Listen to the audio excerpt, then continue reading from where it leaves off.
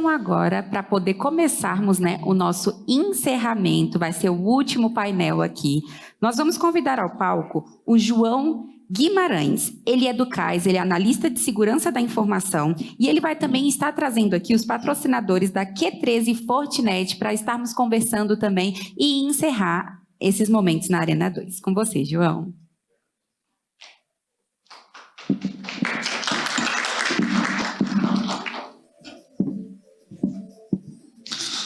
Boa tarde a todos, tudo bem? Vou chamar aqui para fazer parte dessa apresentação comigo, para dividir o palco aqui, Alexandre Bonatti, diretor de engenharia da Fortinet. Por favor, Alexandre.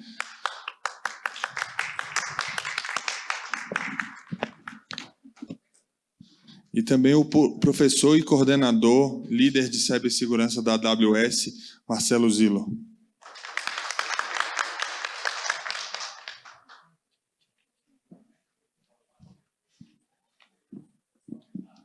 Pessoal, a gente vai começar com a apresentação do Alexandre Bonatti, da Fortinet, sobre campos inteligentes. Obrigado, João. Bom, pessoal, boa tarde. Para quem não me conhece, ainda já conheci bastante gente aqui no evento. Meu nome é Alexandre Bonatti. Estou aqui representando a Fortinet. A Fortinet é um dos maiores players de cibersegurança hoje no mundo, presente em mais de 100 países. E a ideia aqui é a gente trocar uma ideia e falar um pouquinho sobre a Camp do Futuro, né? Basicamente, as características dele. Aqui a gente pauta 3 pontos que é muito importante, que é a inteligência, a conectividade e principalmente um pilar que talvez é pouco a abrangência. Quando a gente constrói um projeto, por exemplo, de campo inteligente, ela tende a não ser o foco, mas precisa ser. Eu acho que é a ideia desse bate-papo, que é tornar esse projeto de campo inteligente de forma segura. Basicamente, quando a gente olha as tendências que a gente tem de campo do futuro, tem várias tecnologias que apresentam, Gartner, IDC, sempre trazem essas tecnologias que a gente vê, e inclusive a gente acabou de falar sobre blockchain, né? Ou seja, diplomas digitais, ou seja, como usar a blockchain para essa questão de assegurar o diploma estar de forma confiável armazenado dentro de uma rede de blockchain. Outra coisa interessante, fabricação digital, ou seja, utilização de laboratórios que vão desenvolver, através de impressoras 3D, robôs, lasers, que vão criar protótipos aí bastante interessantes. O uso de inteligência artificial na educação, eu acho que hoje isso aí já é um tema bastante, que já vem sendo utilizado bastante nas universidades, mas cada vez mais vai ser ampliado. O Smart Campus aqui é um tema, é uma tendência que a gente vai falar um pouquinho, o uso de laboratórios virtuais e principalmente conectividade. Hoje, conectividade, ela é basicamente massiva, ou seja, os campos estão ultra conectados para prover esse tipo de tecnologia do futuro. Mas tem uma frase que nós da área de segurança a gente gosta muito, que a gente diz o seguinte: aonde há conectividade, tem que haver segurança. E às vezes isso não é levado tanto a sério, principalmente quando a gente fala em soluções de smart cities, campos inteligentes e algumas tendências nesse setor. Quando a gente olha basicamente o fluxo de dados, e aqui citando um exemplo do campo do futuro, a gente consegue ver a quantidade de passos em que esse dado e esse dispositivo trafega e que a gente pode ter problemas sérios de cibersegurança em cada um deles. Por exemplo, o primeiro passo é a coleta dos dados, seja ela através de sensores, coletores e etc., robôs. De alguma forma esses dados vão estar sendo coletados. E aqui a gente já tem um primeiro problema. Se esses sensores eles não foram pensados de uma forma a garantir segurança da informação, a gente já pode ter um problema grave aqui. Outro ponto interessante é a questão do uso dos dados dentro da rede em si, também de a forma que esses dados são armazenados, tanto dentro do próprio data center, quanto numa nuvem pública ou numa nuvem privada. Mas olha só, em todos esses passos, desde a coleta dos dados até mesmo o armazenamento, nós podemos ter brechas de segurança aqui que pode colocar todo esse projeto a perder. Ou seja, tudo que a gente constrói de um campus inteligente, de uma cidade inteligente, tudo pensando em inovação, tecnologia, trazer recursos para os estudantes, para o próprio cidadão, ele pode ser colocado em xeque se a gente não pensa em cibersegurança nesse sentido. E mais em específico, quando a gente fala em Smart Campus, é interessante a gente falar o seguinte: a utilização massiva desses dados. O que eu quero dizer utilização massiva de IoTs nesse caso? É o uso de sensores para todos os lados. E isso é interessante porque parece ser coisa de outro mundo, que isso ainda vai acontecer ou vai acontecer num futuro próximo, mas não. A conexão massiva desses dispositivos ela já acontece. Tem um exemplo que eu gosto muito, que é essa luminária inteligente. Não é a Fortinet que fabrica essa luminária, é um parceiro nosso, mas essa luminária ela é bastante interessante. Dentro dela, ela tem uma luz, óbvio, de LED, mas a luz ali é o que menos importa. Ela tem dentro dela uma célula 4G, 5G, ela tem a questão de Wi-Fi, IoT sensores, ela tem a questão de próprio CFTV. Então, dentro de uma própria luminária, você pode ter reconhecimento facial, você pode ter inteligência artificial trabalhando para entender o comportamento daquele ambiente específico, você tem um Wi-Fi para prover, por exemplo, para os estudantes dentro de um campus ou até mesmo em uma cidade digital. Aqui, essa luminária, a gente tem um projeto junto à Prefeitura de Salvador, que nós estamos fazendo a segurança dessa luminária em mais de 500 praças. A Prefeitura de Salvador está instalando essa luminária em mais de 500 praças para prover serviços ao cidadão. E é justamente isso, utilizando os recursos de um IoT e provendo múltiplos serviços. E também é interessante quando a gente pensa que essa luminária também é algo muito avançado. Uma cidadezinha de São José dos Campos, eu não sei se vocês conhecem, mas já está implantando essa luminária fim a fim na cidade. Então é interessante o quanto isso ganha em escala.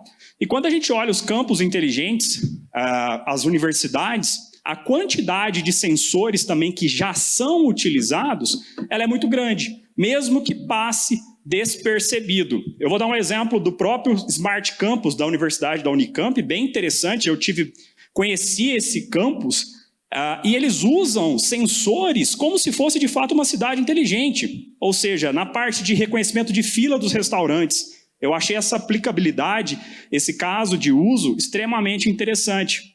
Mas não só isso, painéis informativos, smart lock, vagas de estacionamento, tudo isso é controlado através de sensores e IoTs. Agora, o que acontece quando a gente fala em todas essas aplicabilidades? A gente tem brechas de segurança nesse mundo de dispositivos de IoT.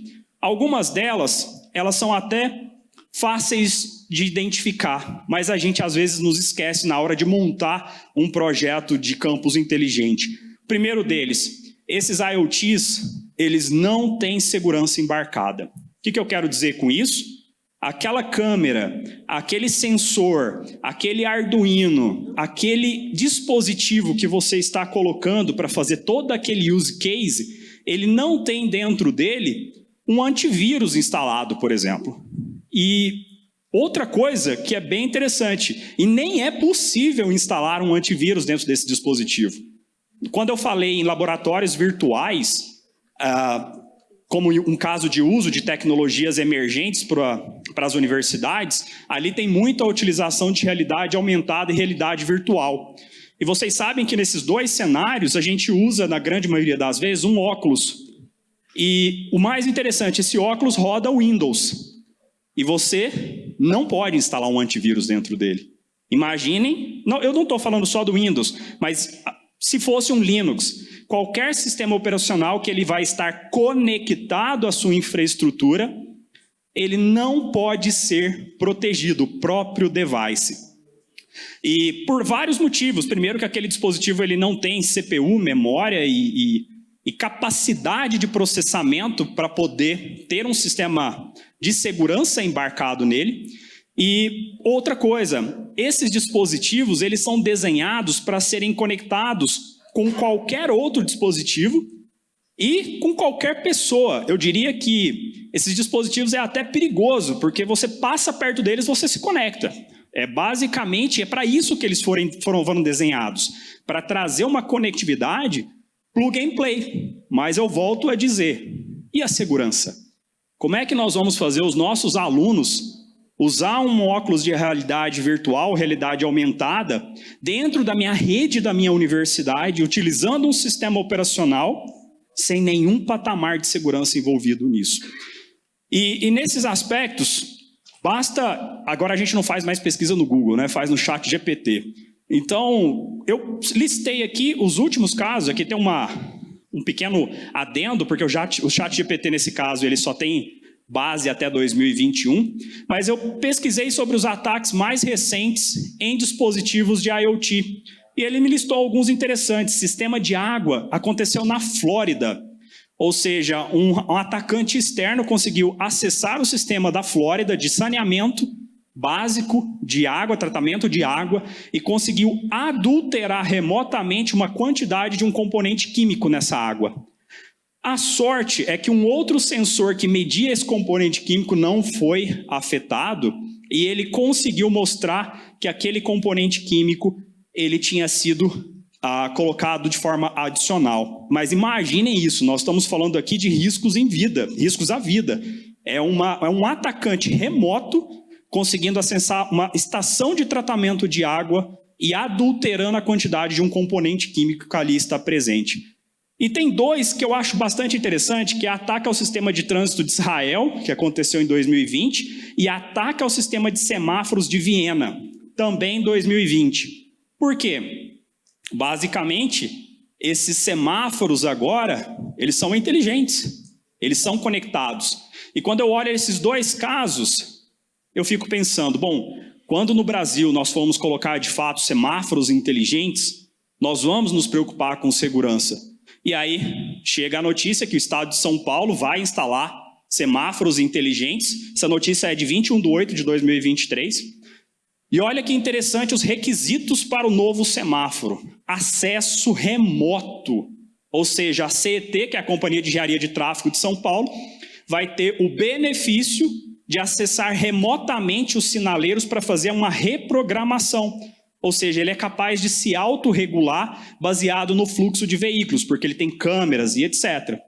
Mas eu pergunto para vocês, se a CET é capaz de acessar esse equipamento remotamente, um atacante também é.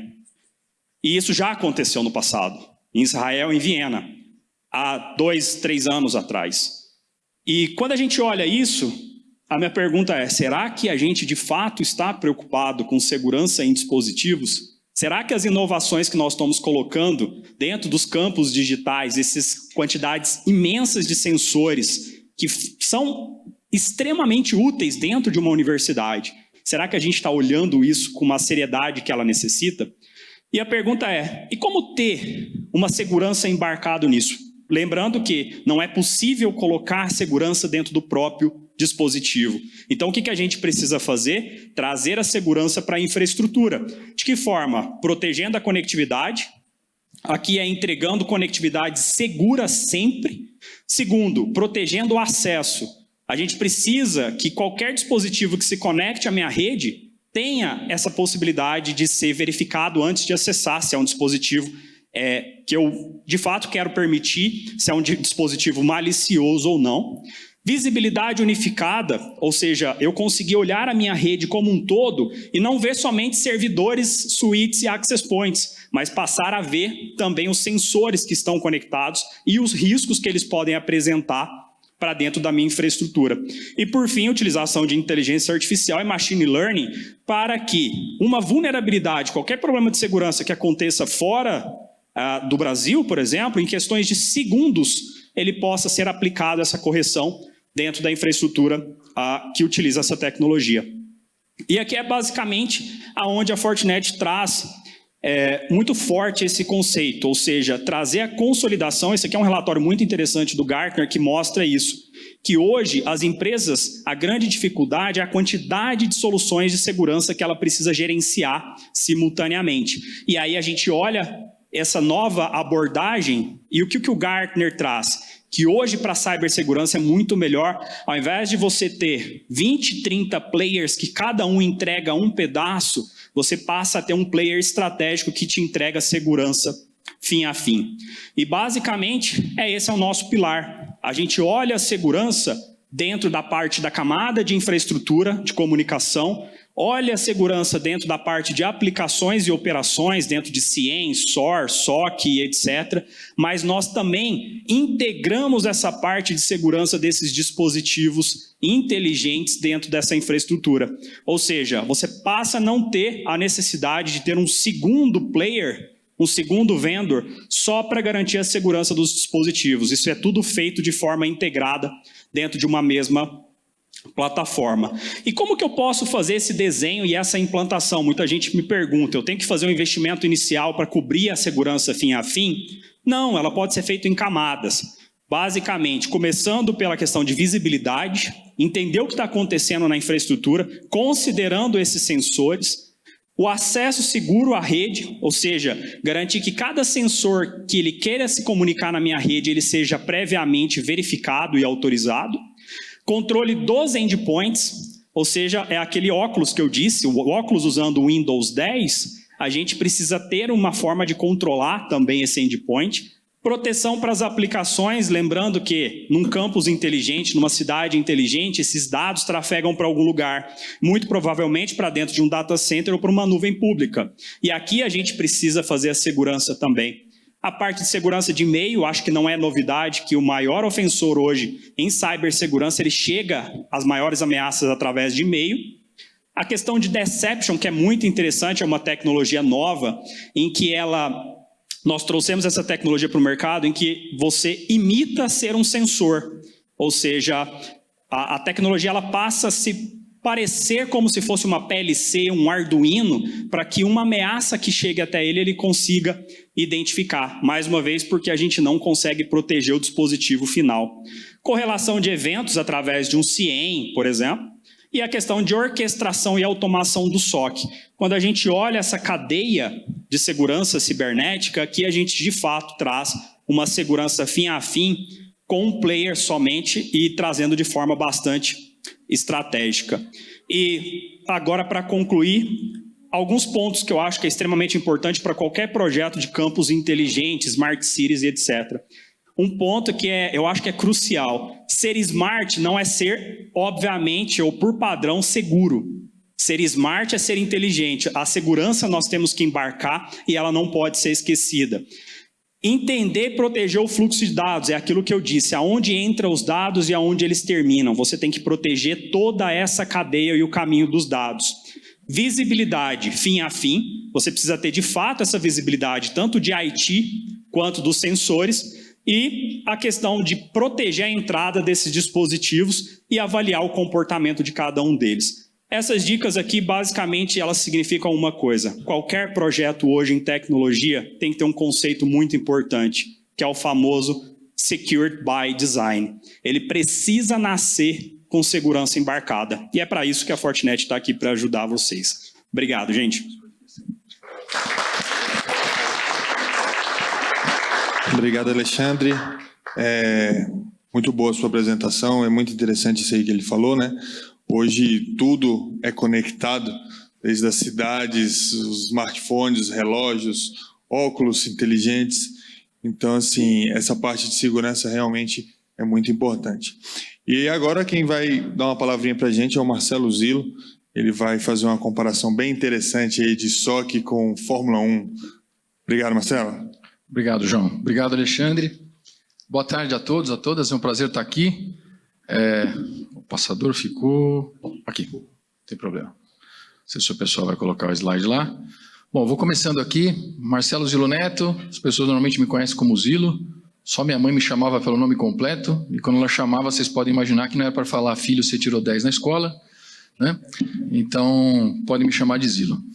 E aí, até emendando com a excelente apresentação do Alexandre aqui, a gente vê a quantidade de tecnologias e desafios que existem para a cibersegurança. E no mundo de cibersegurança, eu costumo dizer o seguinte, já estou fazendo spoiler do final da apresentação. Incidentes acontecem. Só se proteger não adianta. A gente fala que você tem que proteger, detectar e responder. E aí o Security Operations Center tem um papel fundamental na estratégia de segurança. Aí vocês vão falar assim, esse louco do Zillo vai fazer uma comparação da Fórmula 1 com o SOC. Calma, acredita em mim que no final vai dar tudo certo, tá bom? Tire curiosidade, quem que gosta de Fórmula 1 aí? Legal. A gente já foi Fórmula 1, já foi bem mais divertido para a gente no passado. Mas, enfim, vamos lá. Vamos pensar na evolução dos carros. Quem acompanha a Fórmula 1 há muito tempo vai concordar comigo que os carros evoluíram muito nos últimos anos. Por quê? Mais tecnologia, certo? Os carros embarcaram mais tecnologia. Agora, isso também trouxe o quê? Mais componentes. O carro tem mais componentes que precisam de mais sensores para serem monitorados, mais complexidade. E isso gera um volume de dados gigantesco. E esse volume de dados gigantesco serve para quê? Para você entender o que está acontecendo no carro, nos componentes do carro e tomar decisões em tempo real para que o carro tenha melhor performance. Faz sentido até aqui? E tudo isso para quê? Para que o carro seja mais veloz, para que o carro tenha mais performance, mais velocidade.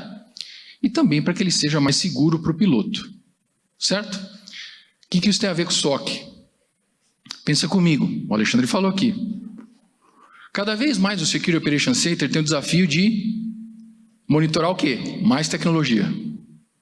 Ambiente híbrido, nuvem, IoT, rede, dispositivo. Ou seja, cada vez mais você tem uma complexidade, um volume tecnológico grande para administrar. Você tem mais componentes.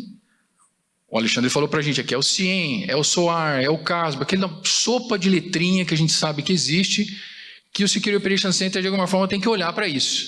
E vai ter que cuidar disso. Isso traz complexidade, porque o Alexandre também mencionou Security by Design.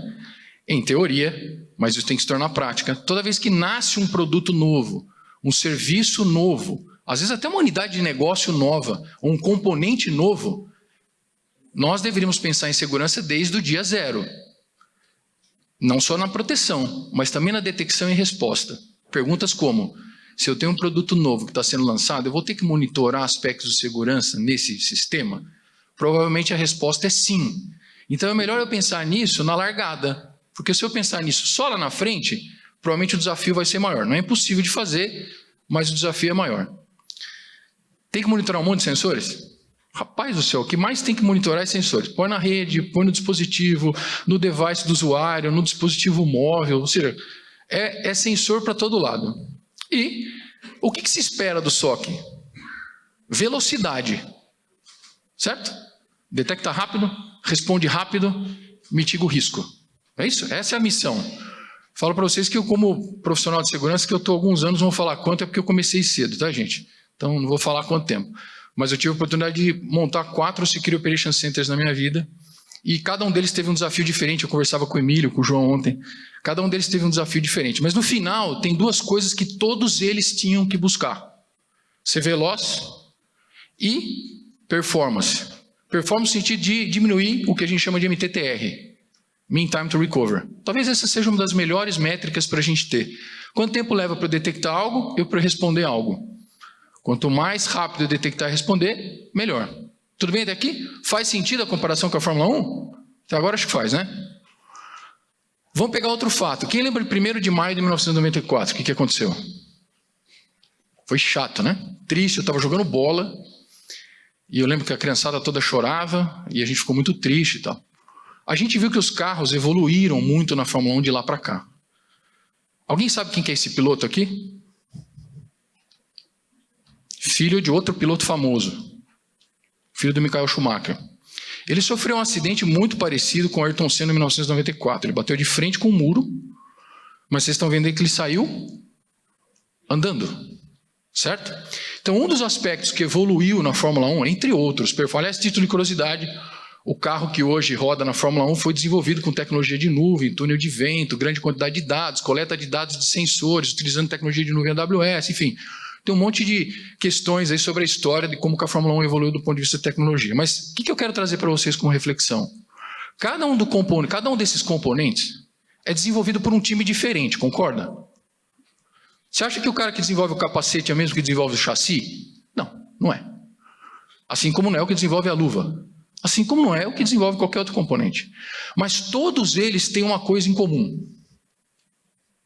O que é? Todos eles estão pensando segurança no dia zero. Se eu vou construir um chassi, o chassi tem que ser construído como? De forma que, se acontecer uma colisão, o chassi vai ser partido ao meio, vai destruir o chassi, mas não tem problema. O asset mais importante, a vida, eu vou proteger. Vocês vão se lembrar que quando teve o acidente de 1994, o chassi não se rompeu ao meio. O chassi ficou quase íntegro. Né? Então vejam que existe uma mudança tecnológica também na Fórmula 1 com o objetivo de proteger o piloto, sem perder performance, sem perder velocidade, certo? E competitividade. Esse é um exemplo que eu gosto de trazer, porque para mim ele mostra o que é integração forte entre componentes, com o objetivo de proteger o ativo mais importante. Um Security Operations Center tem essa missão. Eu não vou entrar no detalhe aqui, porque com certeza o João poderia explicar muito melhor que eu cada uma dessas caixinhas aqui, mas uma das funções que o SOC tem é justamente pensar nessa integração. Eu uso uma solução de tecnologia de endpoint, uso uma solução de monitoração de rede, uso uma solução de monitoração de... Como é que eu integro tudo isso? Como é que eu faço com que todos esses componentes trabalhem juntos para que eu proteja o ativo mais importante da companhia? Qual é? O dado. E lembra que eu falei lá do Security by Design? A gente tem que pensar lá no design como que eu vou desenvolver um produto para que o SOC possa monitorar esse produto. Para que o time de segurança possa monitorar adequadamente. Bom, quem lembra disso aqui?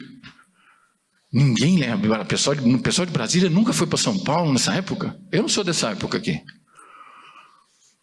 O Play Center tinha um lema. O Play Center era um lugar, para quem não conhece, era o parque de diversão mais famoso na época.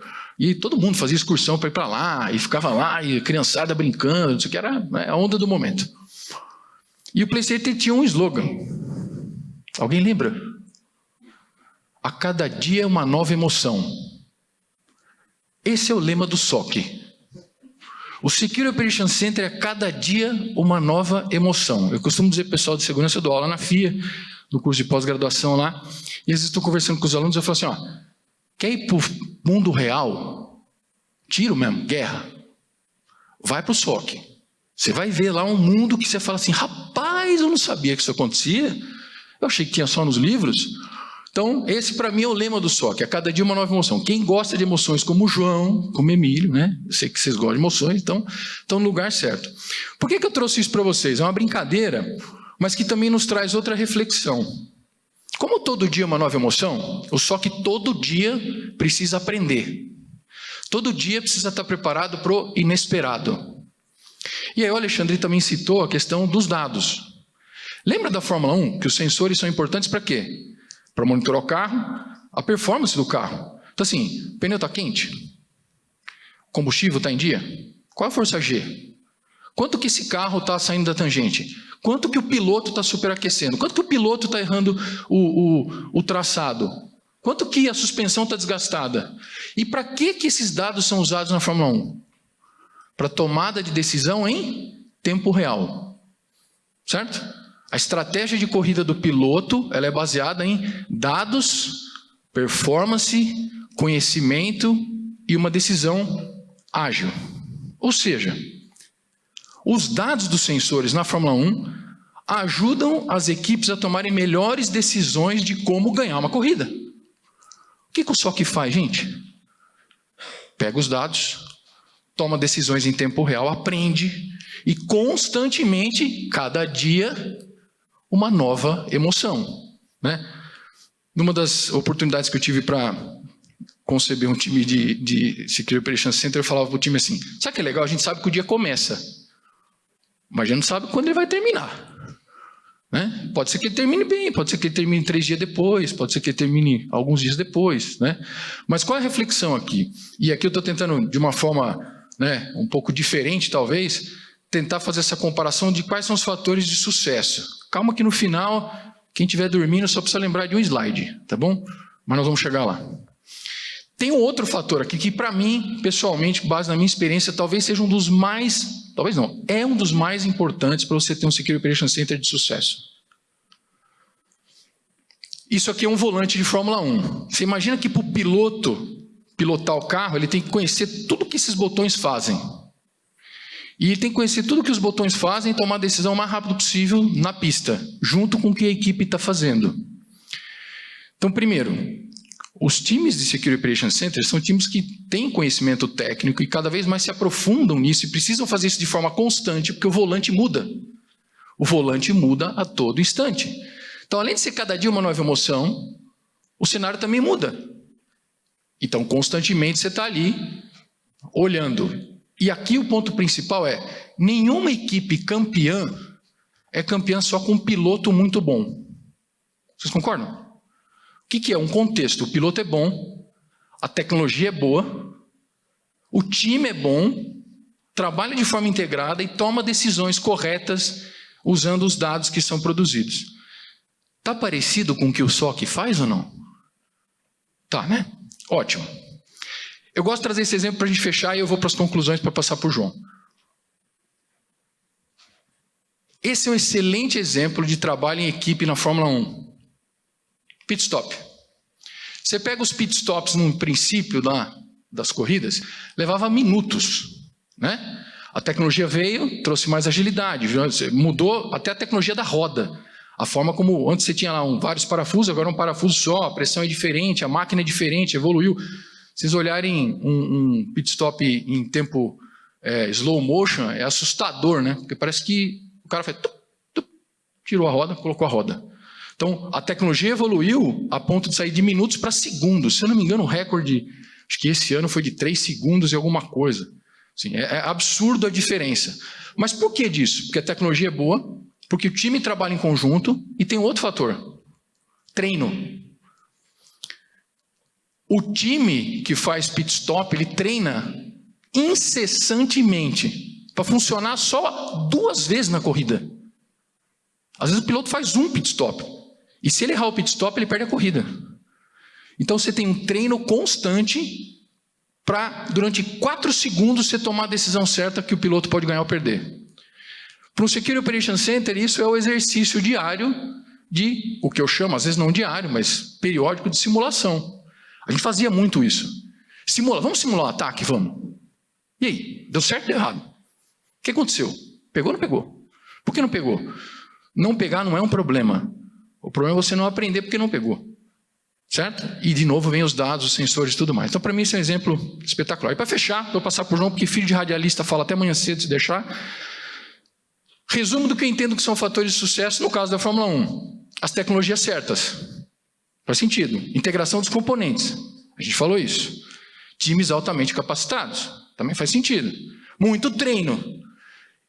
Pior momento para você saber que não está pronto para responder um incidente, adivinha qual é? É quando acontece. Quando acontece, você fala assim: ih, não estou pronto. Ixi. Chora junto, mas vamos lá. Então é melhor treinar antes. Inteligência dos dados. Utilizar os dados em benefício da segurança. Dados direcionam ações. Tem que ter automação. Se tem uma palavrinha aqui que eu uso com frequência, é automação. Quanto mais, melhor. Decisões ágeis. Excelentes pilotos, porque não adianta ter um carro espetacular e o piloto também não está pronto para mexer naquele monte de botão. E foco na performance, porque você tem que responder rapidamente. E, acima de tudo, proteger quem? O piloto. Vamos fazer um paralelo para o SOC?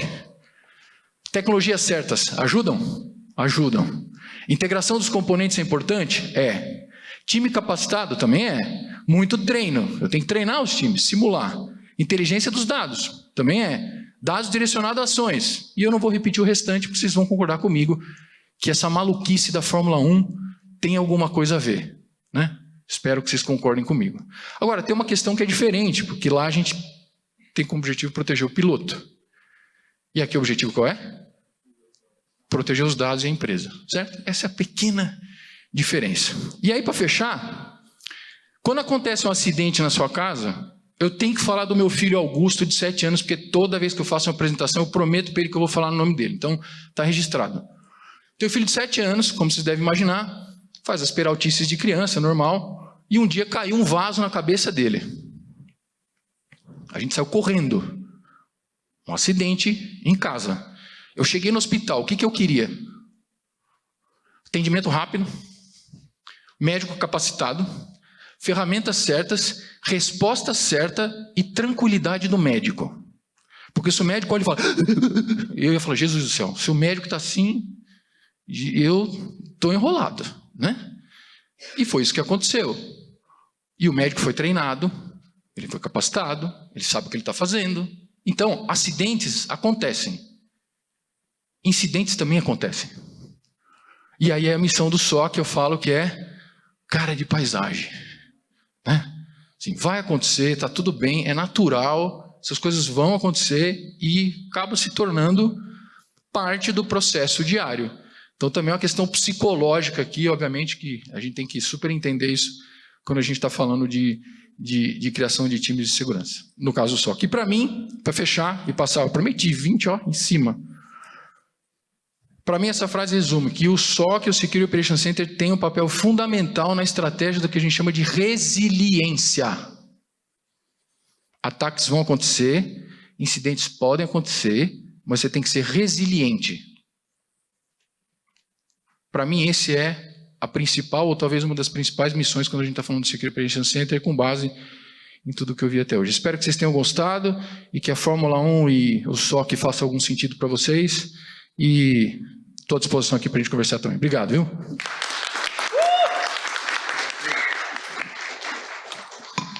Obrigado, Zilo. É até difícil falar depois do Zilo, né? Nossa, que dinâmica!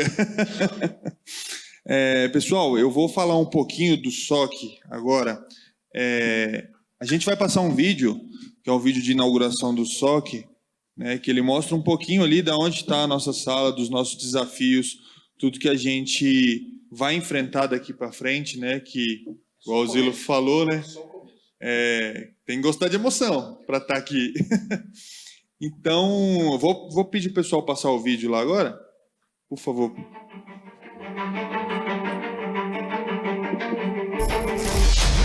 O aumento dos ataques cibernéticos está causando impactos cada vez maiores. E por isso, proteger as nossas instituições é mais do que uma necessidade, é uma missão. Enfrentamos desafios complexos e riscos constantes. As ameaças estão em toda parte, buscando explorar nossas vulnerabilidades. Para impedir e controlar futuras ameaças e ataques, a RNP reuniu um conjunto de tecnologias e processos de monitoramento a serem aplicados no SOC, um centro de operações de segurança que reúne especialistas dedicados a manter nossas instituições protegidas. Nossa equipe está sempre atenta, monitorando em tempo real e respondendo rapidamente a qualquer ameaça que surja. Estamos aqui para proteger informações e garantir que você possa trabalhar com tranquilidade. Operamos em conjunto com outras instituições, compartilhando conhecimentos e inteligência para criar um ecossistema mais seguro para todos.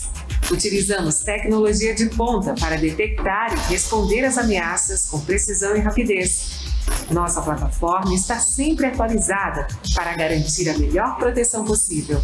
Ao fortalecer a segurança cibernética, estamos protegendo o futuro digital de nossas instituições e promovendo um ambiente seguro para todos.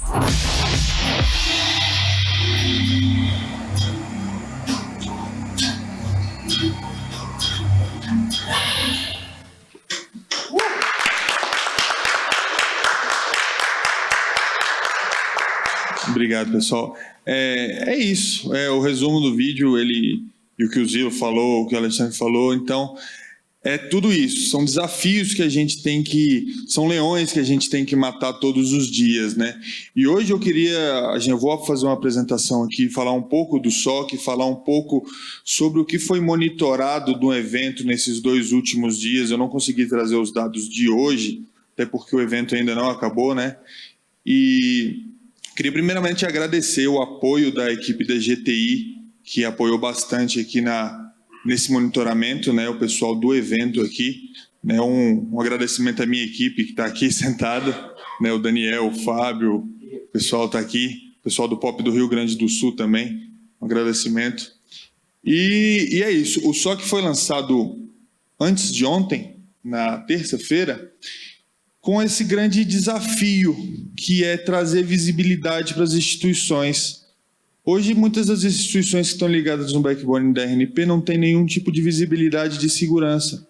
Elas não sabem o que estão trafegando na rede delas. E a nossa proposta, né, o Emílio criou essa equipe toda para a gente dar essa visibilidade.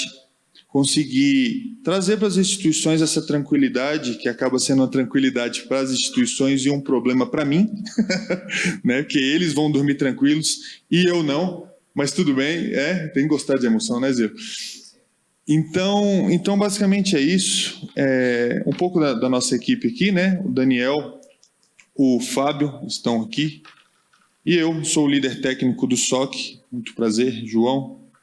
E o pessoal do Pop RS, deu uma cortadinha ali embaixo, mas tudo bem, que eles estão fazendo parte do nosso projeto de SOC distribuído. O que é isso? A gente vai ter um SOC de coordenação aqui em Brasília, né, que vai ser o core, o coração do SOC, e a gente vai distribuir um pouco do SOC em cada instituição espalhada pelo país. A gente está pensando, né, em atuar pelos POPs, e as instituições que estão ligadas ao POP ter o Centro de Operações de Segurança dentro do POP para atender eles.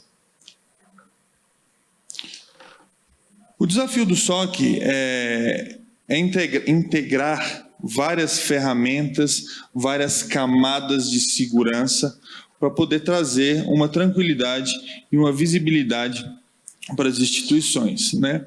Hoje a gente se depara com diversas tecnologias, diversos ataques acontecendo a cada momento, né? E a gente tem que estar preparado para isso.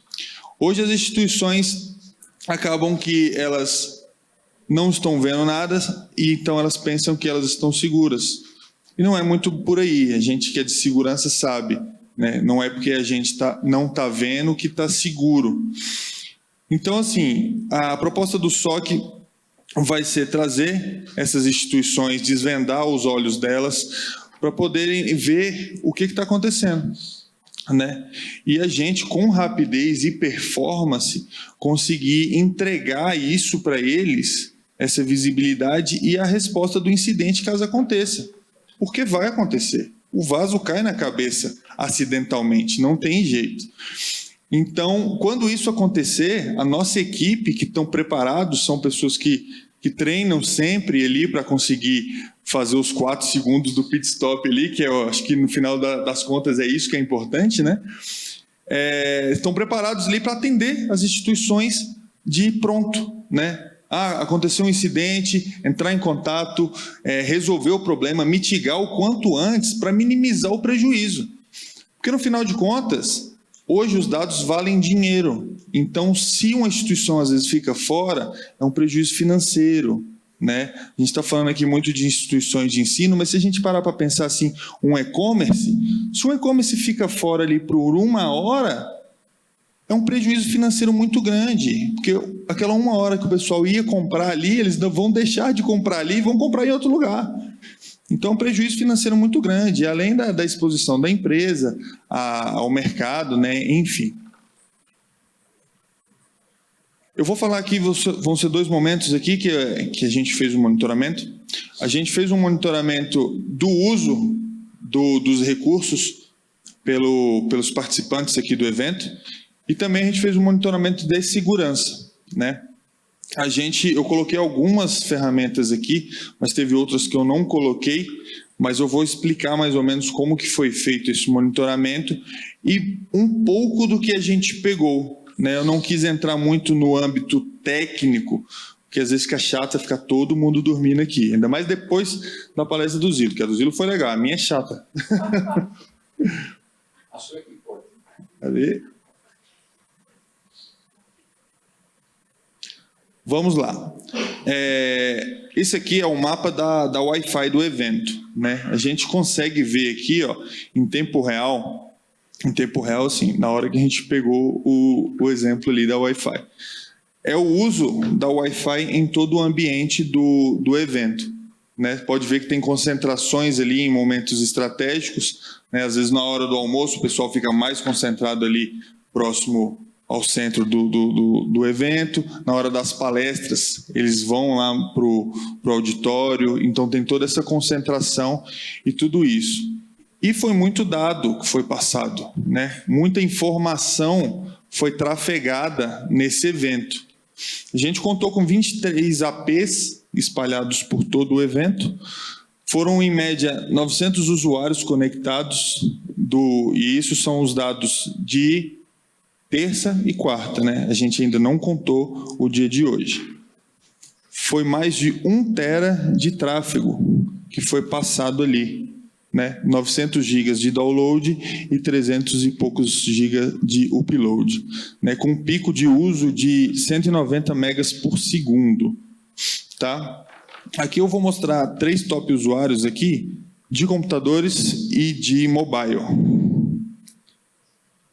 A gente consegue ver aqui, ó, não estou enxergando direito, mas o pessoal consumiu bastante, né? Tem um Android ali que consumiu 24 gigas nesse período de 2 dias aqui na Wi-Fi. Então, realmente, o pessoal...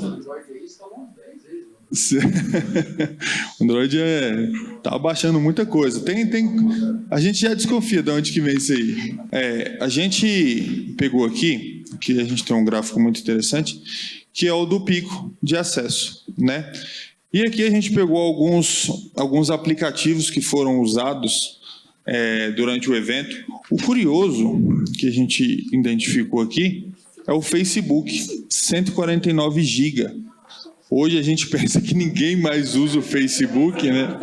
Mas tem muita coisa ali no Facebook. YouTube, 59 GB. Netflix, acho que tinha alguma palestra que estava muito chata e o pessoal foi assistir o Netflix ali. BitTorrent, teve o pessoal usando o Torrent aí, né, durante o evento. E o curioso que... Só coisa boa. Só baixando coisas institucionais, né? Tranquilo. E o curioso que a gente vê que o LinkedIn teve mais acesso do que o Instagram. Ou seja, o pessoal fez muito network, né? Conversou, pô, me adicionei no LinkedIn, deixa eu ver seu perfil e tal. Deixa eu ver o perfil das empresas que estão aí, né? Espalhado. Então, teve muito disso. Teve alguns outros aplicativos ali, embaixo ali de tudo, eu coloquei, tinha o Tinder, o pessoal está acessando o Tinder aí, procurando namorado, né? Às vezes o pessoal de fora aí, não sei, hein? Então, teve alguns outros aplicativos que foram usados também, Steam e Xbox também tiveram tráfego na nossa rede, né? Nesse período do evento.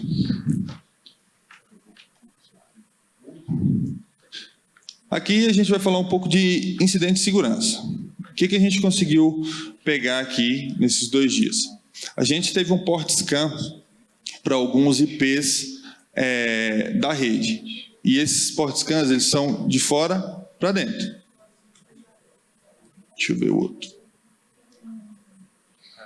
E esse de dentro para fora. Ou seja, tinham devices, celulares ou computadores infectados aqui, provavelmente, que estavam fazendo port scan em algum lugar do mundo aí, né? Então, é muito interessante isso, a gente vê que realmente, às vezes, o pessoal não tá cuidando direito dos seus equipamentos, né? Não está tendo aquela preocupação que tem que ter com segurança, que hoje é muito importante, né? Tivemos também incidentes de brute force, né? Tivemos 3 incidentes de brute force, tanto de dentro para fora quanto de fora para dentro também. Só um dado legal, né, que eu não coloquei aqui, todos esses ataques foram bloqueados, tá? Deu tudo certo, tá tudo bem, né? O SOC olhou. A gente teve outro dado que eu também não coloquei aqui, que foi o de DDoS, né? O ataque de volumetria, que também não tivemos ataque de volumetria para derrubar as conexões, né? Deu tudo certo também.